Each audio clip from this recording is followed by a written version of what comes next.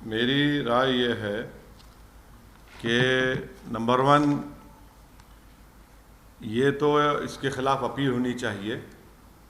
इस जो ऑर्डर आया है आज का, फ़ौरन इसके ख़िलाफ़ हाई कोर्ट में अपील होनी चाहिए। और दूसरी बात ये है कि सुप्रीम कोर्ट ने जो 20 मई 2022 को जो अपना ऑर्डर दिया था, अगर आप वो ऑर्डर पढ़ेंगे तो पॉइंट 2 सबसेक्शन 4 में सुप्रीम कोर्ट ने ये कहा था कि the interim order of the court dated 17 May 2022 shall continue to remain in operation pending the disposal of the application under order 11 rule under CPC. Thereafter, for a period of 8 weeks, so as to enable any party which is aggrieved by the order of district judge to pursue its rights and remedies in accordance with the law. तो जो interim order है वो आज के इस order के बाद भी सुप्रीम कोर्ट ने कहा shall continue to remain operation pending disposal application. तो 8 हफ्ते का टाइम है, 8 हफ्ते का इसके ऊपर 8 वीक्स का सुप्रीम कोर्ट ने अपने ऑर्डर में कहा था कि 8 हफ्ते का टाइम है। तो 8 हफ्ते के अंदर सुप्रीम कोर्ट का उस पर है। और मैं उम्मीद करता हूँ कि इंतज़ामिया कमेटी इस फैसले के ख़िलाफ़ वो अपील करेंगे हाई कोर्ट में। फ्रीज तो है और 7-11 का ऑर्डर को उन्होंने आज एडिशनल डिस्ट्रिक्ट जज ने कहा है। मेरा मानना ये है कि ये जो आज ऑर्डर आया है, इससे देश में अब बहुत सी चीज़ें शुरू हो जाएंगी। हर कोई जाकर ये कहेगा कि नहीं नहीं, 15 अगस्त 1947 से पहले से हम यहाँ पर थे, तो फिर 1991 का जो places of religious worship act है वो तो उसका मकसद ही फेल हो जाता है। क्योंकि 91 का एक्ट इसलिए बनाया गया था ताकि इस तरह के कॉन्फ्लिक्ट जो है वो हमेशा के लिए ख़त्म हो जाए। मगर आज के ऑर्डर के बाद ऐसा लगता है कि फिर अब ये लिटिगेशन शुरू हो जाएगा इन तमाम इश्यूज़ के ऊपर, और हम दोबारा 80 और 90 के दहे में वापस जा रहे हैं। फिर इससे अगर खुदा ना खास्ता अगर हम 80 और 90 के दहे में वापस चले जाएंगे तो ये हर जगह पर एक डिस्टेबलाइजिंग इफेक्ट पैदा हो जाएगा। तो ये हम तो उम्मीद कर रहे थे कि कोर्ट इस तरह के इश्यूज़ को, जैसे अंग्रेजी में कहते हैं कि they will nip it in its bud, मगर अब लगता है कि इस तरह का लिटिगेशन अगर आगे बढ़ेगा तो फिर ये उसी रास्ते पर जा रहा है जो बाबरी मस्जिद का लीगल इशू गया था।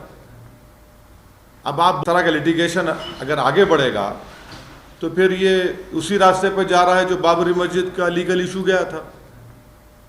अब आप बोलेंगे नहीं नहीं, टाइटल नहीं है, वहाँ पर ऐसा करने की इजाज़त दी जाए। अरे भाई फिर कैसा होगा ये? अच्छा, और आप इस बात को समझिए कि ये जो नरेंद्र मोदी भारत के प्रधानमंत्री ने जो बड़ी मंदिर का इनॉग्रेशन किया था ना अभी साल 1.5 साल पहले, क्या आप लोगों को मालूम है कि प्लॉट नंबर 93-94 एक्सचेंज किया गया मुसलमानों से? आप अयोध्या की बात कर रहे हैं? नहीं, इसकी बात कर रहा हूँ मैं, इसी काशी की मंदिर की बात कर रहा हूँ। प्लॉट नंबर 93-94 को मुसलमानों से एक्सचेंज किया गया। एक प्लॉट लेकर दूसरा घर दिया गया। तो जब एक्सचेंज होता है तो मालिक से होता है ना, मालिक से एक्सचेंज कर रहे हैं और आप आज ही ऑर्डर आ रहा है। ये जो प्रधानमंत्री ने जो इनॉग्रेशन किया, जो पूरे उसको बताया कि मॉडर्नाइज किया गया, उसको तोड़ा गया, बनाया गया, एक्सचेंज हुआ है प्रॉपर्टी का। अब इसको क्या बोलेंगे? और उसके एक्सचेंज के रजिस्टर्ड डॉक्यूमेंट्स हैं, रजिस्टर्ड डॉक्यूमेंट्स हैं। आप बोल रहे हैं कि ये बात कैसे कहते हैं फिर आप? दूसरी बात ये है कि 1883-84 का खसरा है जिसमें लिखा गया प्लॉट नंबर 9130, ये प्लॉट नंबर 9130 है, उसमें उर्दू में लिखा है कि मकबूज़े अहले इस्लाम मस्जिद। तीसरी बात आप देख लीजिए कि ये जो है प्लॉट नंबर 9130 26 फरवरी 1942 को वक्फ का गजट इशू हुआ था। 1942 को 1942 26 फरवरी वक्फ गजट इशू हुआ था कि ये मस्जिद वक्फ है। दूसरा एक केस हुआ था 1936 का, जिसका दीन मोहम्मद वर्सेस स्टेट। 1937 में जजमेंट आया। जजमेंट में कहा गया कि मस्जिद के नीचे की जमीन, घर, नॉर्थ और साउथ पे पूरा वक्फ है। अब इससे बड़ा आपको मैं 3 सबूतें दे रहा हूं। फिर ऊपर से 91 का एक्ट है। अगर कोई ये कहेगा कि भाई 15 अगस्त से पहले मेरा कब्जा था, तो फिर 91 का एक्ट के माने क्या है? आप तमाम जिम्मेदार हैं। माने जितने यहां पर जर्नलिस्ट बैठे हैं, जो जब बाबरी मस्जिद का जजमेंट आया था, आप तमाम गवाह हैं। मैंने कहा था कि देखिए ये जजमेंट जो बाबरी मस्जिद का आया है, अब और मुश्किलात पैदा हो जाएंगी, क्योंकि फेथ के ऊपर जजमेंट दिया गया था। अब 91 का एक्ट है और सुप्रीम कोर्ट ने बाबरी मस्जिद जजमेंट में कहा कि भाई जो माजी में जो कुछ भी हुआ उसको हम खोलेंगे नहीं। 15 अगस्त 1947 को जो था वही रहेगा। अब यहां पर ये कह रहे हैं कि नहीं 15 अगस्त से पहले हम हैं, तो अब आप देखते जाएंगे कि एक के बाद एक अब केसेस पढ़ते जाएंगे। इसका असर क्या होगा देश में? फिर आपका कहना है नहीं, इसका असर ये होगा कि डिस्टेबलाइजिंग इफेक्ट पैदा होगा। कुछ लोगों का कहना है कि बाद तक जो 91 का जो वर्शिप एक्ट है उसको लेकिन बाद तक पूजा होता रहा, उसमें आरती होती रही 1993 तक। नहीं, 91 का एक्ट क्या कह रहा है? अगर आप कोई ऐसा काम करेंगे जिससे nature of the religious place change हो जाता है, तो फिर 91 का एक्ट किस माने में रखता? बोलिए आप, क्या माने रखता?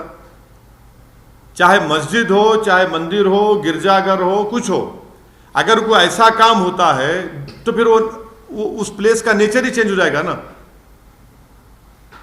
ठीक है, अभी तो ये 7/11 का ऑर्डर आया है। सुप्रीम कोर्ट का जो 20 मई का ऑर्डर है, उन्होंने 8 हफ्ते का उसमें फ्रीज लगाया है। अपील होनी चाहिए, अपील जरूर होगी। और मगर ये इसके आप मैं तो एक लेमन की तरह समझने की कोशिश कर रहा हूं कि 1883 का खसरा रिकॉर्ड प्लॉट नंबर 9130 कहता है कि मकबूज अहले इस्लाम मस्जिद है।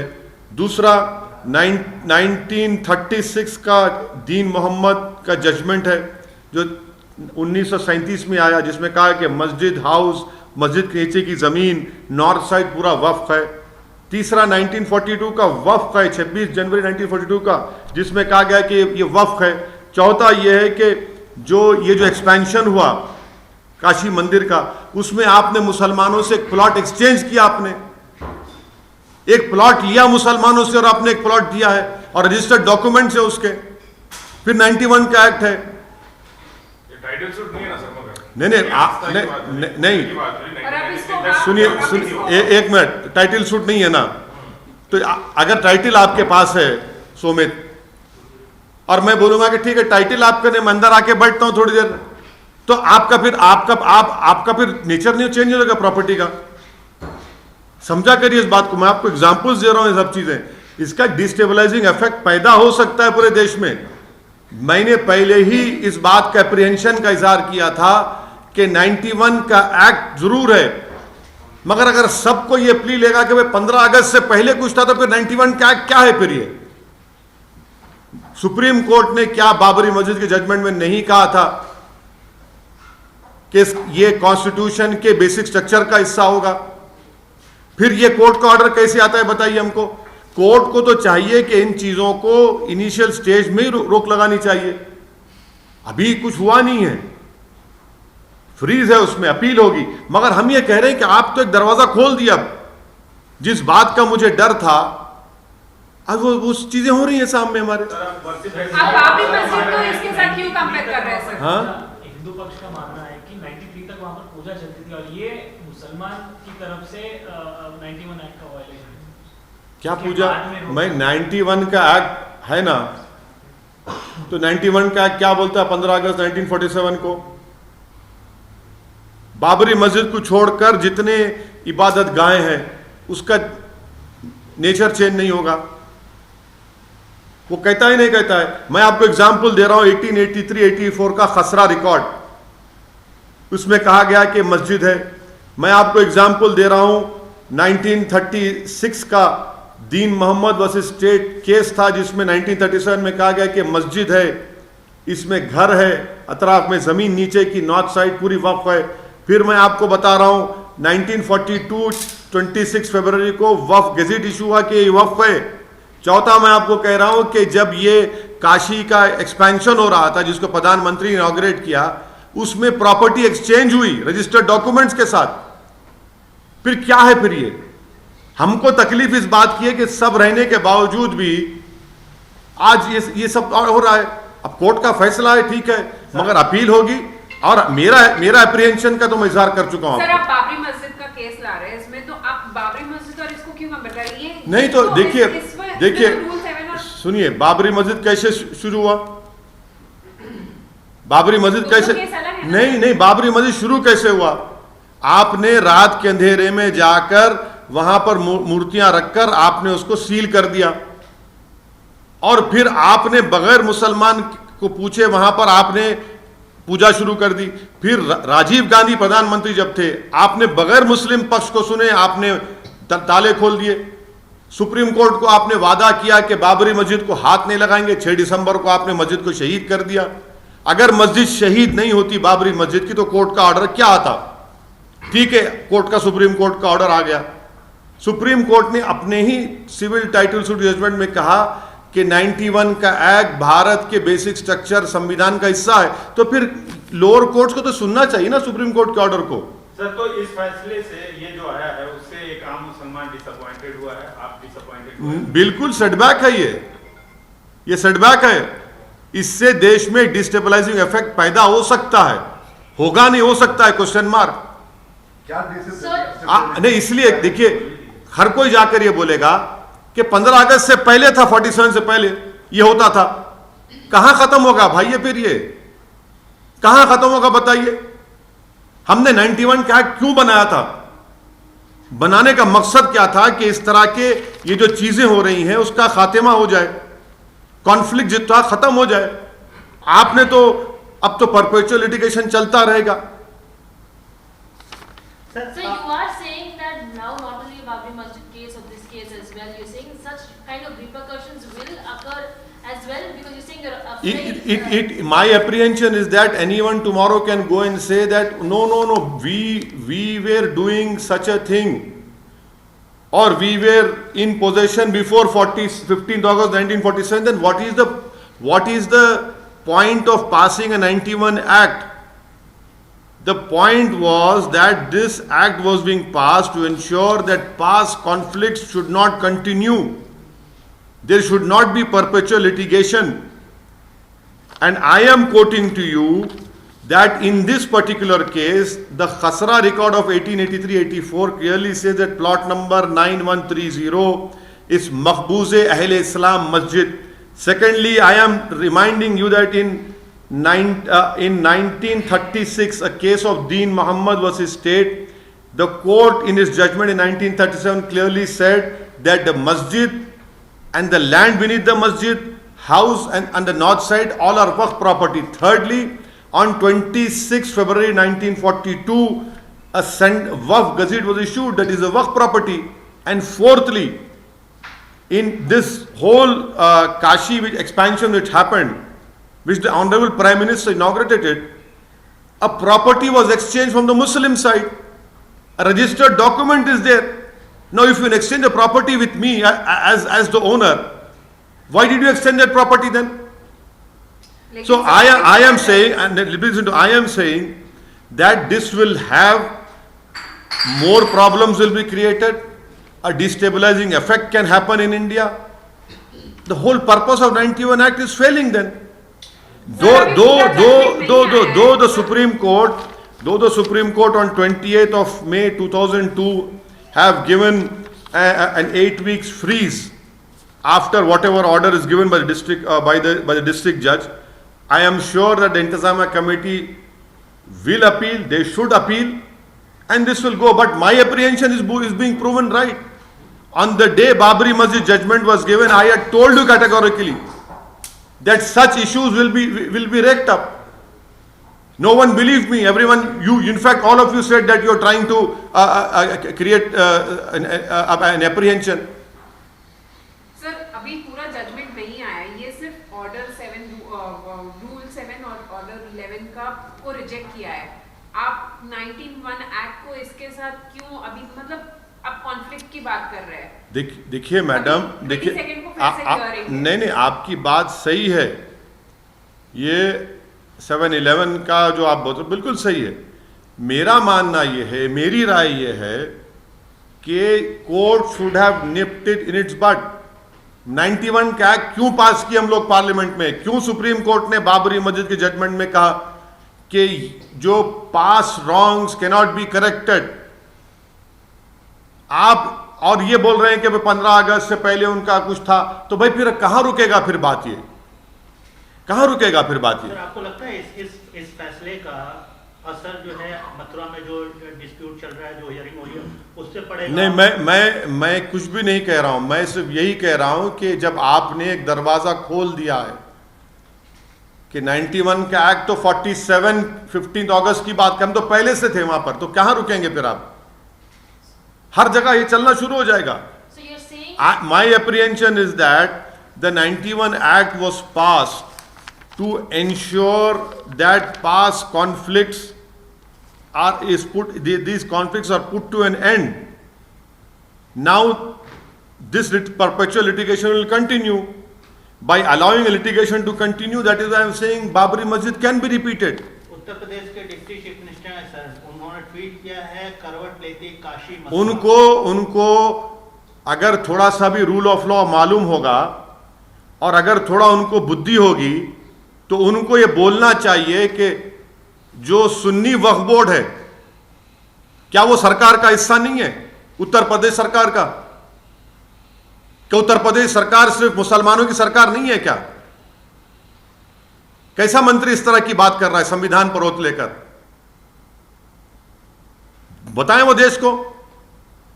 जो सुन्नी वक्फ बोर्ड है वो यूपी सरकार का हिस्सा है या कोई प्राइवेट प्रॉपर्टी है? वो ये प्राइवेट ऑर्गेनाइजेशन है? वो कैसी बात कर रहे हैं आप? खुलकर अपनी नफरत का और अपनी तरफदारी का इजहार कर रहे हैं।